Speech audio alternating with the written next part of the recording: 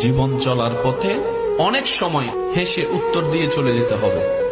কিছু পরিস্থিতিতে জবাব দেওয়ার মতো শব্দ থাকার পরও মুখে নীরবতাকে আপন করে নিতে হবে।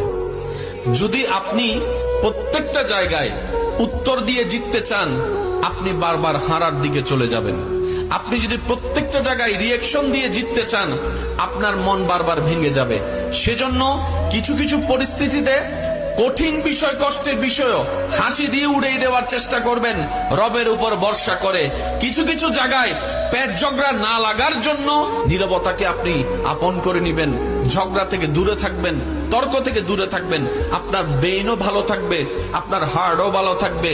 আপনি রবের সন্তুষ্টির জন্য যেই সব বিষয়ে ধৈর্যকে আপন করে নিবেন, একদিন না একদিন সেই বিষয়ে উত্তর আপনার আর মুখ দিয়ে দেওয়া লাগবে না। আল্লাহ এমন সিস্টেম করে দিবেন, সেই ব্যক্তির কাছে উত্তর অটোমেটিক পৌঁছে যাবে রবের পক্ষ থেকে। বলেন সুবহানাল্লাহ।